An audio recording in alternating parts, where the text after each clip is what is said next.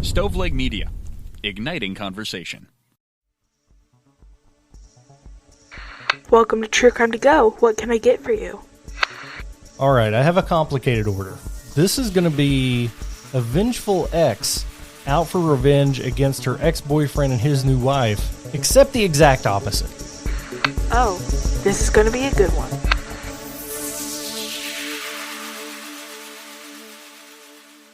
Welcome to True Crime to Go. John here as always with my good buddy Jamie. How's life, brother? If you take this rain away, everything will be absolutely peachy. Don't like the rain.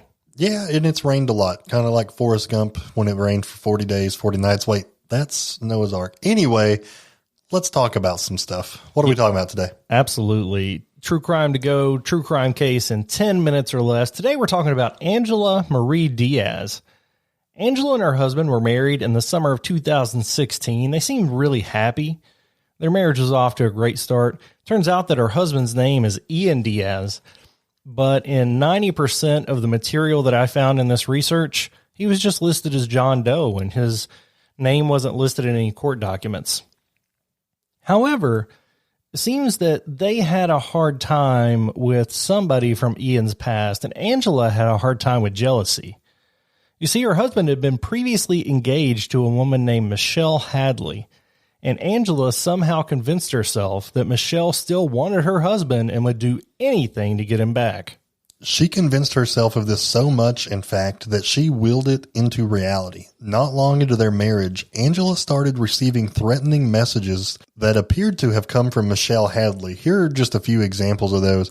May 29th, she said, "I hope you are scared to death tomorrow. Be prepared. Don't sleep. We will steal your child and we will watch it as it dies. You are a piece of crap, and I hope to God you burn for what you have done to us." May 31st, she says, "You deserve nothing but a life of lonely torture. I have ways to hurt you. There is no place that you will be safe anymore."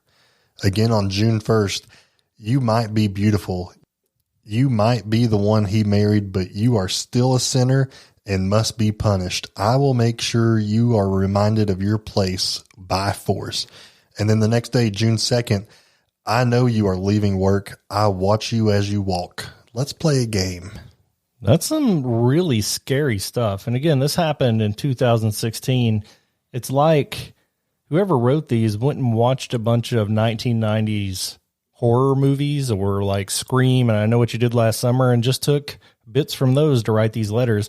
These messages came from several different email addresses. Some included grotesque pictures of rape and abuse. Angela would also report that men had approached her about a Craigslist ad that had been posted about her and apparently from her.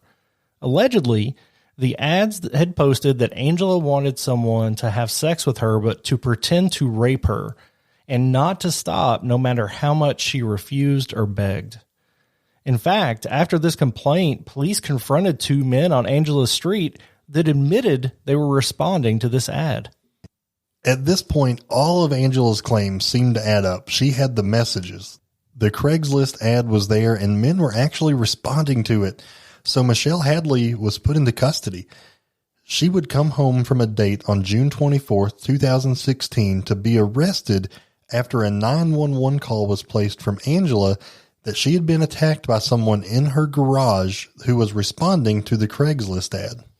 Michelle Hadley ended up spending around 90 days in jail. She lost her job, lost her livelihood, and basically her life was ruined as she knew it.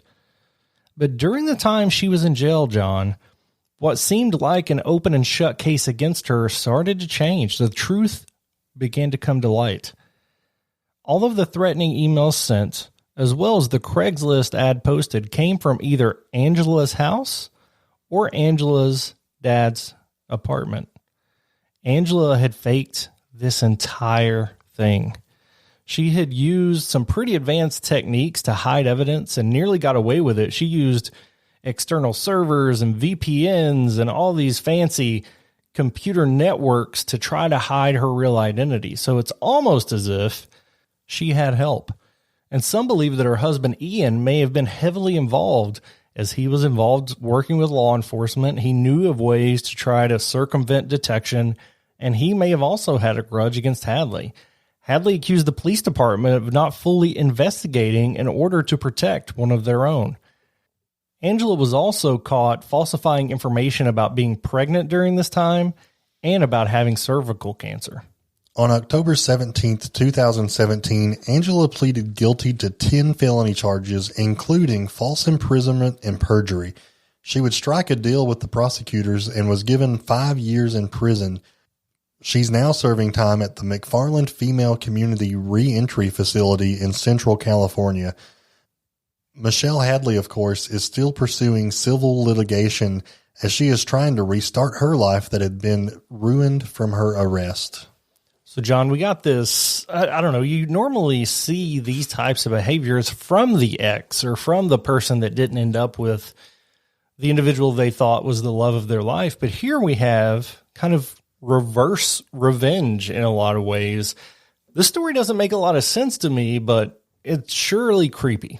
Yeah, man, I'm just glad that none of my exes or whatever are trying to ruin my life or my wife's life. It's just a weird situation. But that was the thing here. His wife was the one doing it. And a lot of people believe that Diaz was responsible for it himself and exacting this revenge on his ex. And I would think that if I tried to get revenge on one of my exes right now, not only would my wife not help me, she would take that as a sign that maybe I wasn't completely into her. Yeah, you need to just burn those bridges and let bygones be bygones and not ever bring it up again. Thankfully, the truth did come to light here. Of course, Hadley's life was set back, being in prison for 90 days. You have that gap on your resume. She's had to move to a different city to try to restart and explain, yes, I was in jail for 90 days, but this person was convicted of false imprisonment because they put me there. So it's certainly a no-win situation for anybody here. But again, thankful that the truth finally did come to light. Yeah, what a terrible story. What a terrible human being to be. And I'm glad this one's done. Absolutely. Again, True Crime to Go, a true crime story in 10 minutes or less, coming your way every Friday from the makers of True Crimecast. Would you like crime with that?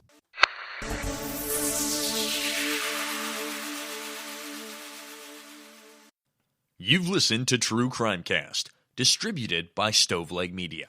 Check out stoveleg.com to find out more about your hosts and to find other podcasts to listen to. Stoveleg Media, igniting conversation.